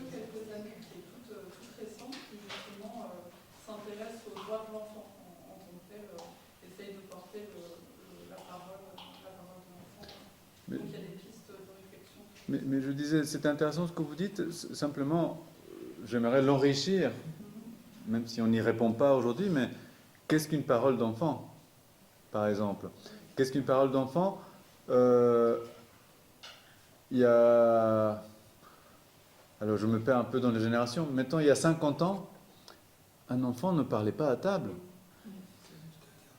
C'était interdit. À la maison, hein, je ne dis pas... encore moins dans d'autres espaces. Et on est passé violemment, parce que pour moi c'est une forme de violence, de dire à l'enfant, eh ben maintenant, tu parles et on fait ce que tu veux. Parce que c'est ce qui se passe dans beaucoup de familles. C'est-à-dire, l'enfant ne va plus à la cantine parce qu'il n'aime pas. Et souvent, ils ont raison, hein, ce qui est servi à la cantine. Donc les parents payent des nounous qui viennent les chercher, qui font des frites ou des nuggets tous les midis pour cet enfant-là, parce que c'est ce qu'il demande. On se plie à ce qu'il dit. Mais ça, c'est pas une parole d'enfant. C'est pour ça que je vous dis, il faut absolument... Après, il faut faire, il faut aussi faire le juste milieu entre écouter l'enfant et l'enfant roi et Absolument. l'autre penchant qui est néfaste aussi. Parce que, Absolument. C'est pour ça que je vous disais, un enfant roi, pour moi, c'est une forme de violence à cet enfant-là. C'est un lâchage que d'en faire un roi. Écouter la parole d'un enfant, c'est justement lui donner un statut, mais un statut d'enfant, non pas de mini-adulte, d'égal à égal, un like, non. Justement, non. Il faut que ce soit un statut différent. Parole crédible, absolument. Et je suis d'accord avec vous. J'ai écrit un petit article, je ne sais plus où c'est paru, parce que j'avais été outré de cette création d'espaces dans les trains ou ailleurs, sans enfants. Il faut les bannir. Ils dérangent. Voilà, restaurant, etc. Pourquoi? Vous voyez, pourquoi on pense que la solution, c'est justement d'être entre adultes tout le temps? je pense que c'est vraiment une piste à explorer pour qu'on refasse société, en fait, parce que c'est ça. Ce qu'on voit, c'est une scission de plus en plus grande de notre société en des fragments d'espace, et plus personne communique. Et l'enfant est aussi un acteur, l'enfant et le jeune. Je vais vous donner un exemple que je donne aussi parfois à des patients. L'enfant représente pour moi une forme d'altérité.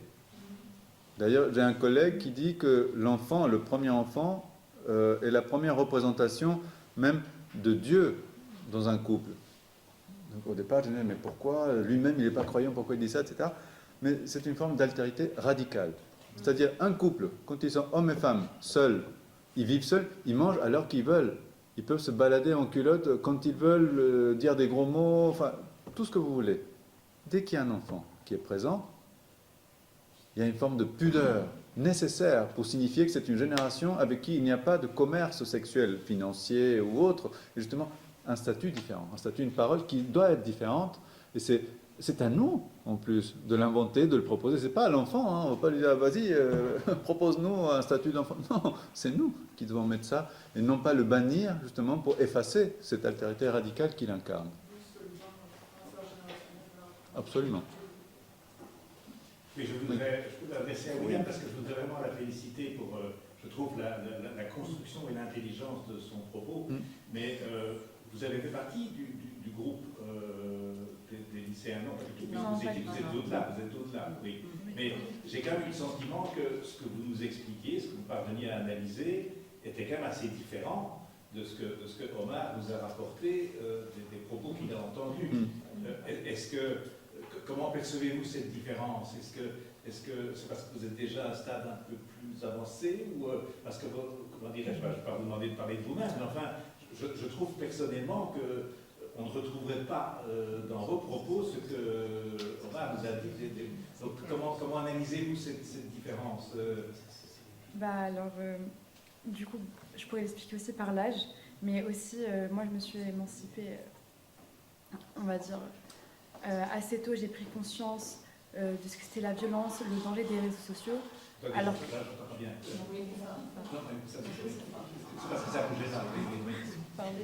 du coup, je disais que je m'étais émancipée un petit peu plus tôt par rapport à la violence, par rapport aux dangers des réseaux sociaux, et surtout que j'avais une éducation, je pense, un petit peu plus différente de ces premières-là. Et du coup, avec ma famille, on m'a parlé en fait. On m'a parlé, comparé à d'autres familles, je sais que les réseaux, la sexualité, c'est vraiment très tabou. Alors que moi, heureusement, je n'ai pas eu forcément ce genre de tabou-là. Et ils m'ont expliqué, ils m'ont parlé et j'ai compris. Ils ne me l'ont pas interdit directement. Ils m'ont d'abord parlé, expliqué et m'ont dit pourquoi c'est interdit. Et du coup, c'est sûrement pour ça que... Oui, c'est ce qui peut-être alors expliquer que vous avez dit un petit mot sur la place des parents. Donc, vous avez la chance peut-être d'avoir eu des parents plus attentifs ou plus cadrants, plus attentifs, plus respectueux. Exactement. C'est ça qui vous a fait dire alors ce que vous avez dit des parents. Oui. Parce que, oui. Merci. Alain. Oui. Au fond, de nouveau, je m'adresse aussi un peu à William, mais en même temps à Omar. Au fond, pour les vieux que certains d'entre nous sommes ici dans cette salle, on a assisté à un processus qui est quand même stupéfiant sur le plan moral. Au fond, l'autorité dictait la norme. Et encore dans un certain imaginaire, nous continuons à penser que l'autorité dicte les normes. Et que par conséquent, la crise de l'autorité, l'effondrement de l'autorité a permis une émancipation par rapport à toutes ces normes. Et peut-être étions-nous dans cette forme de libération, ou de ce que certains appellent libération, je ne vais même pas me prononcer là-dessus, et nous voyons sous nos yeux quelque chose d'extraordinaire, c'est que les internautes eux-mêmes, jeunes ou moins jeunes, hein, attention, mais ici on parle des jeunes, mais jeunes ou moins jeunes, de façon horizontale, spontanée, sans aucune intervention du pouvoir, deviennent des producteurs de normes, comme vous avez évoqué, jusqu'au point de processus d'inhibition que nous-mêmes nous n'avons pas connu, de phobie du toucher, de phobie du corps, de phobie, voilà, d'une peur du jugement des autres jusqu'à l'obsession. Et ça nous interpelle quand même, ça, cette histoire. Quand je vois certains, des jeunes qui sont proches de moi, qui sont béats devant des influenceurs ou des influenceuses, et on se dit, mais enfin, mais pourquoi est-ce qu'ils éteignent pas? Pourquoi ils marchent là-dedans? Pourquoi est-ce qu'on parle de cette façon obsessionnelle? Et je vous livre simplement une sorte de stupéfaction par rapport à cette frénésie narcissique, en plus, de production de normes. Parce qu'on peut très bien accuser les réseaux sociaux comme si c'était une sorte de quasi-cassonnage là-bas. Et on dit, à cause d'eux, il y a des hontes, à cause d'eux, il y a des comparaisons, à cause d'eux, il y a qu'est-ce que j'avais écrit? À cause d'eux, il y a du harcèlement. Mais s'il y a des gens qui sont honteux, il y a des shamers, hein, des gens qui font du shaming. Hein, et c'est souvent les mêmes. Et du matin au soir, les jeunes interviennent pour confirmer des jugements moraux, s'indigner avec les autres, signaler qu'eux, et ils se font du mal les uns aux autres, vous l'avez vous-même évoqué. Et ça, je ne sais pas comment vous le voyez, William, c'est cette sorte d'autoproduction frénétique de normes.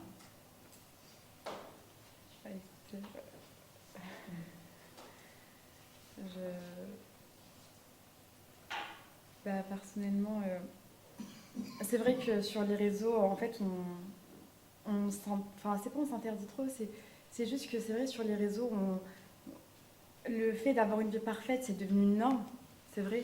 On a peur d'affirmer notre personnalité, et même, je sais qu'il y a aussi une maladie, la dysmorphophobie. Oui. C'est vrai que ça, c'est aussi dû... en fait, c'est un peu aussi nous-mêmes. C'est vrai que c'est pas forcément que les réseaux, mais les influenceurs, ils contribuent. Ça c'est sûr. Et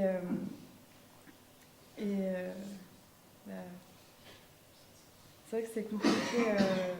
En fait, c'est vraiment un travail de s'émanciper de ça, parce que du coup, nous, on a grandi dans ça. Nous, on a grandi à travers les réseaux sociaux. On est une génération où on est baigné dans les réseaux sociaux et on n'arrive pas à faire cette différence-là, que sur les réseaux, c'est pas forcément vrai. Nous, on voit que ça.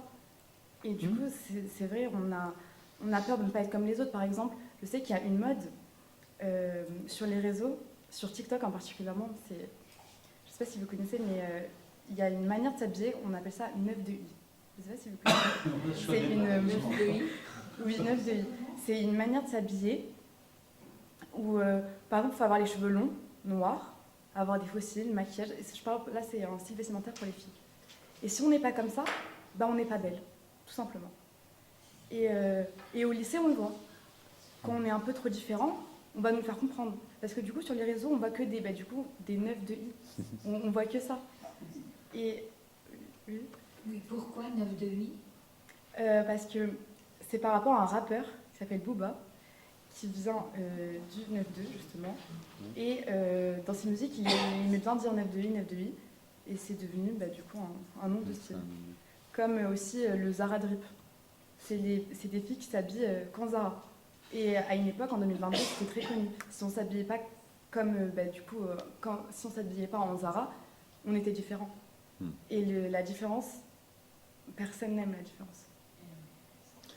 Est-ce que je peux faire juste une remarque par rapport à Alain double. Personne n'aime la différence, c'est ce que je disais à l'instant sur la tolérance de l'altérité. Mais la remarque double, c'est par rapport à ce que Freud avait illustré sous la forme de la horde primitive. Alors, on veut se débarrasser du patriarche, de ce père jouisseur. On s'organise pour le tuer, parce que la règle, l'autoritarisme de ce père, et une fois qu'on l'a tué, qu'on s'est débarrassé de ce père, on se retrouve entre fils, et on se dit, et comment? Qui? Quelle autorégulation? Eh bien, on va transformer le père mort en loi, il aurait dit que, etc. Mais ça va être violent entre nous. On va s'imposer, non pas par le symbolique, mais par le réel, la force physique, la violence. Donc, qui va s'imposer? Et c'est un peu ce qui se passe dans les réseaux. Cette forme sauvage à qui mieux. Et la deuxième partie de ma remarque, c'est l'exemple, on le disait tout à l'heure, TikTok. Quel encadrement? Si on n'invente pas quelque chose, nous, petits occidentaux, est-ce qu'on va copier la Chine? La Chine qui a interdit TikTok. Il n'y a pas TikTok en Chine. Ils ont une autre application qui ressemble à TikTok, qui est chinoise aussi, puisqu'ils ont inventé TikTok, qu'ils diffusent dans le monde entier, ils récupèrent les données, tout ça, mais chez eux, c'est interdit. Et ils ont une autre application qui est censurée. C'est-à-dire, on ne peut pas mettre n'importe quoi dans le TikTok chinois. Donc, est-ce qu'on va faire à la chinoise ou à l'iranienne, de dire on interdit tout, etc. Ou bien on encadre d'une autre manière différente, hein, mais qui tiennent compte d'une forme d'autorité. Voilà. Je voulais faire 2 remarques. Merci vraiment à chacun de vous. D'abord, à propos de ce que vient de dire Alain, s'il n'y a plus de mur porteur, et merci pour cette expression qui évoque la verticalité, on a l'horizontalité de la horde, et vive les sectes, hein, et les gourous, en guise de normativité. L'autre chose, c'est que tu nous avais prévenu qu'on allait être effrayés, mais le virgule mais à propos de l'interdit du meurtre, ça fait un peu trembler. En même temps, c'est d'excellents Freudiens, vous l'avez dit, hein, ils savent qu'en effet ça peut procurer un soulagement, ils sont en dessous de la vérité. Pour d'autres, le meurtre, c'est une jouissance. Ça donne la mesure de l'enjeu du travail de civilisation. Mais ce que je voulais dire surtout, c'est qu'en vous écoutant tous les deux, j'ai été frappée par l'égarement de nos dirigeants qui tolèrent la pornographie et qui interdisent la fessée. Parce que je comprends que lutte contre les maltraitances infantiles, mais vous l'avez dit, on a à plusieurs reprises, de la fessée dans la plupart des familles, ça n'est pas tabasser Bah un oui. enfant. Bah oui. Et la fessée, c'est pas le martinet, et c'est pas la crosse, et c'est pas le coup de ceinture. Absolument. Mais je voulais pas le dire parce que je voulais qu'on termine sur une note plus joyeuse. Parce que c'est une idée que j'avais en écoutant Dany Robert Dufour tout à l'heure. Et en pensant à Israël Nizan l'année dernière. C'est-à-dire, qui ou quoi nous dirige aujourd'hui? Est-ce que nos présidents, qu'on admire ou qu'on déteste, est-ce qu'ils ont une marge pour décider de quoi que ce soit? Ce sont les marchés. C'est pour ça la question qu'on posait tout à l'heure, de dire qui achète ces données, la bourse, enfin, parce que c'est là que ça se joue. Est-ce qu'on peut reconnaître la Palestine ou est-ce qu'on peut mettre fin à la guerre en Ukraine? Est-ce que... Non. La question qui se pose derrière ça, c'est qui achète le gaz, quels sont les embargos, etc.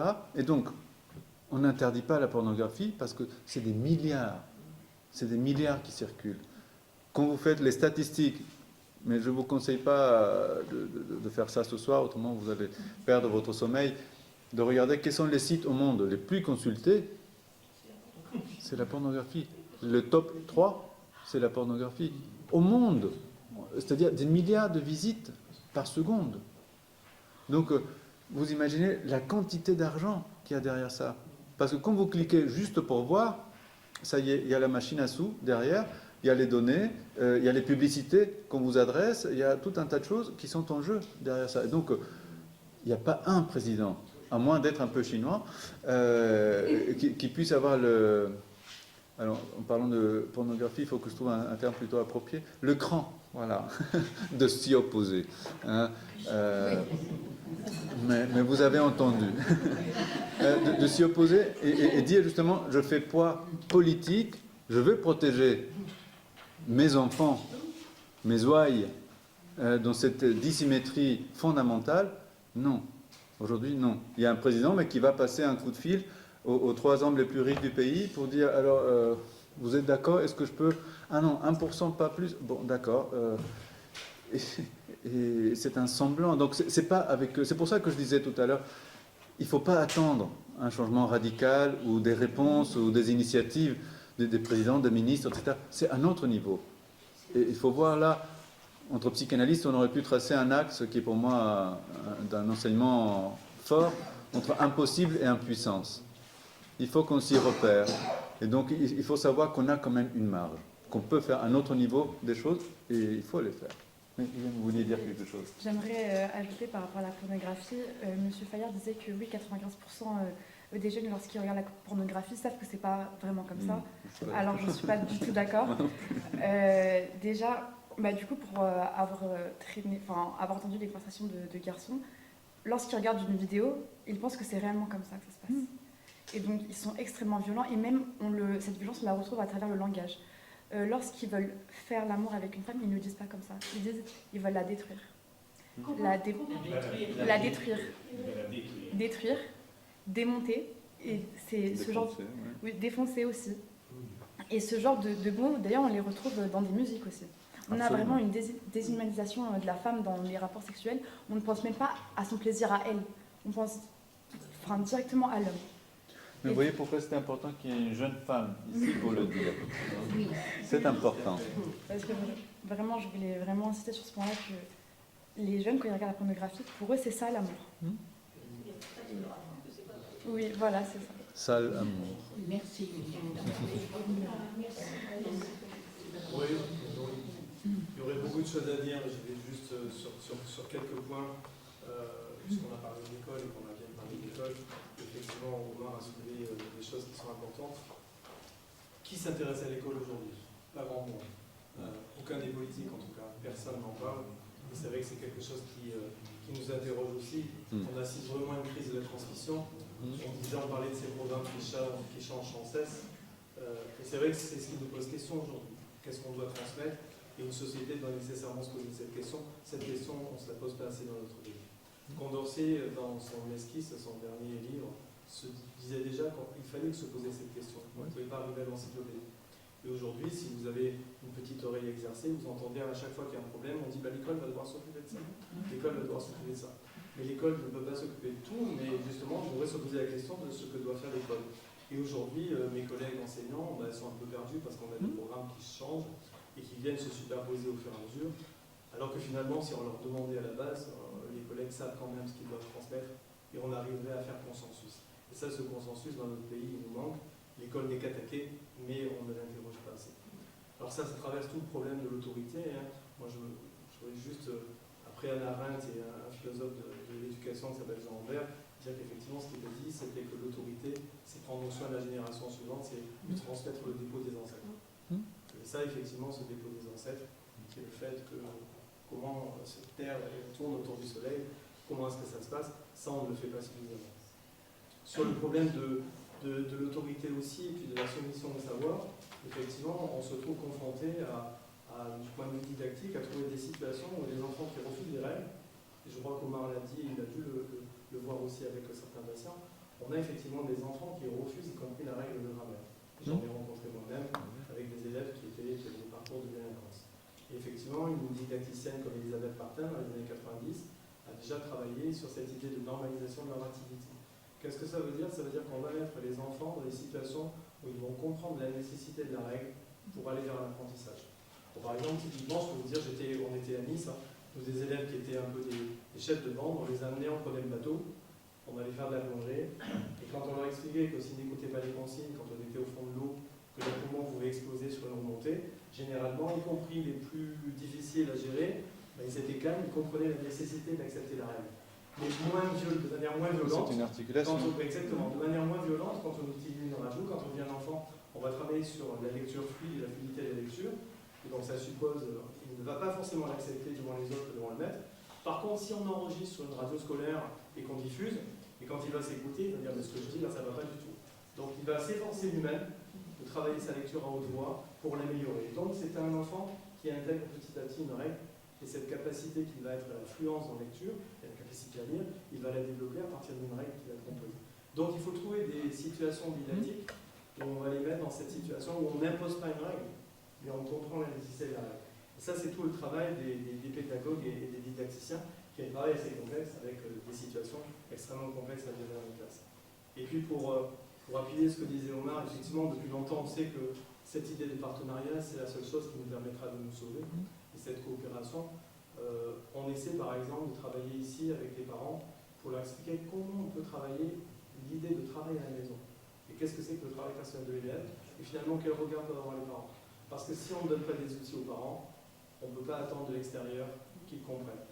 Et ici, on a beaucoup de familles qui sont issues de pays complètement différents, avec des systèmes scolaires complètement différents. C'est plus une nécessité à la fois de traduire et de faire comprendre comment fonctionne notre système, mais en même temps leur donner des outils et qu'on doit les donner partout à tous les parents, parce que c'est une vraie nécessité. Tout à fait. Et puis peut-être, désolé d'être long, sur cette idée, tout à l'heure par rapport à ce que vous avez dit sur les droits de l'enfant, je pense que ça a été mal compris, cette question de la parole de l'enfant.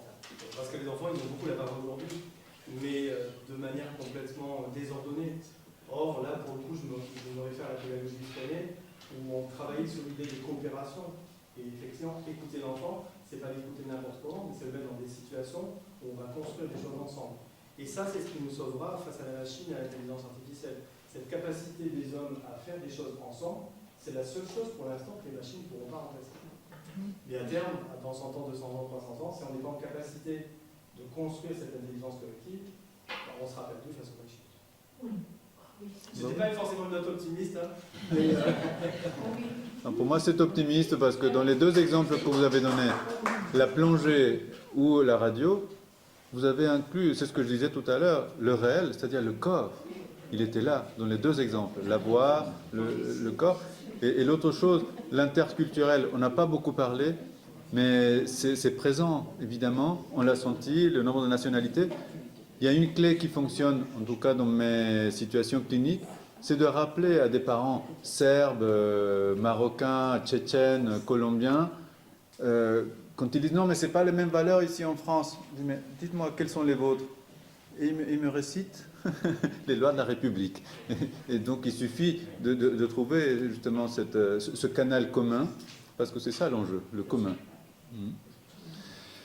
Bon, on va s'arrêter là. Merci.